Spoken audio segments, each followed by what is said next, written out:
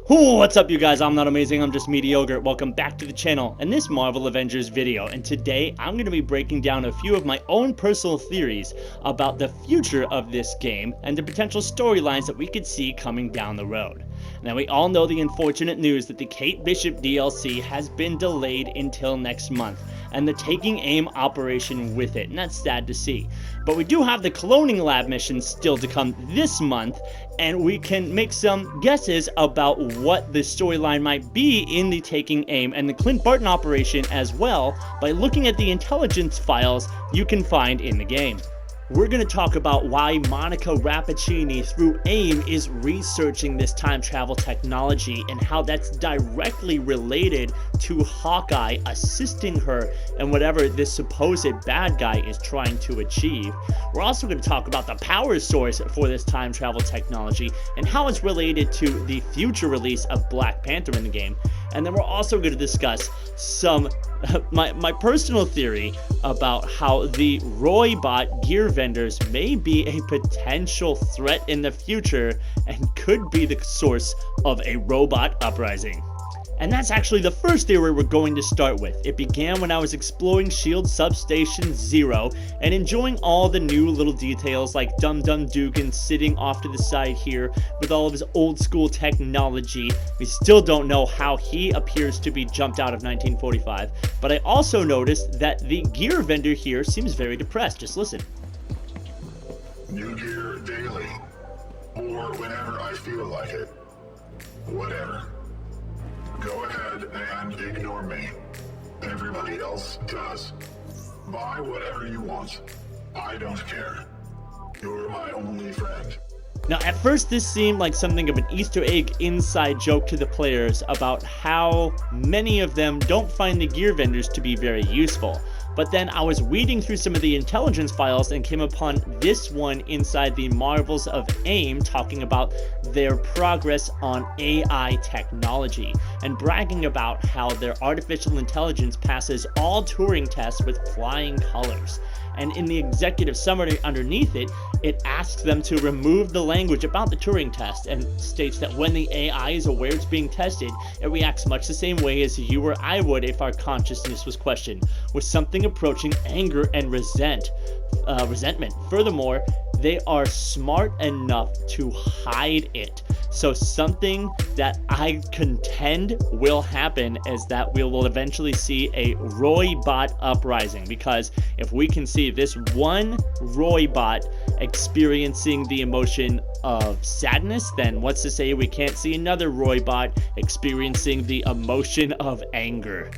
But that's not something I foresee coming to this game for quite a while. A much more pressing matter is the issue of the Tachyon Rifts, which are appearing across the globe. And those are directly related to the time travel experiments being performed by Monica Rappaccini. She's trying to figure out a way to travel through time, and that's directly powered by vibranium. And in a specific file you can read in Monica's labs, she talks about how she's making significant progress in her time travel experiments, but does not have the amount of vibranium that she needs to continue much further, and that Wakanda will not be willing to give up much more of that vibranium willingly. And my guess is that she's going to want to then take it by force. And of course, we all know that Black Panther is the defender of Wakanda, and at this point of the game will likely join the Avengers in their struggles against AIM. However, Black Panther's release is definitely not something coming to the game until after we get both Kate Bishop and Hawkeye as advertised in the Avengers War Table. But what we can infer are some great details about the potential reasons why Monica Rappaccini would be wanting to travel back into the past in the first place, and why Hawkeye might choose to help Monica in her task, because believe it or not, Monica Rappaccini may actually be trying to save the world. If you look in the intelligence file set, the source of Terrigen, you'll discover that Monica has been conducting deep research into the source of the Sentinel that you fight as the main boss in the end of the game, who is controlled by MODOK, but does in fact have extraterrestrial origins. It's an alien device. And she has discovered that the same aliens who created this device came here 70,000 years ago, around the same time of a major cataclysm of humankind. And then at this time, where there were only maybe 1,000 people left on the planet, then modified them, implanting them with the inhuman gene tens of thousands of years ago. And then thousands of years after that initial content, sent this giant sentinel, this giant robot, back to Earth in order to monitor the experiment that they started. Because Monica's research found that while it did indeed come with some impressive weaponry, the vast majority of the systems on this device were in fact meant for observation and reconnaissance. They were trying to get information about what was here. However, around this same time was when Thor and the Asgardians showed up on Earth.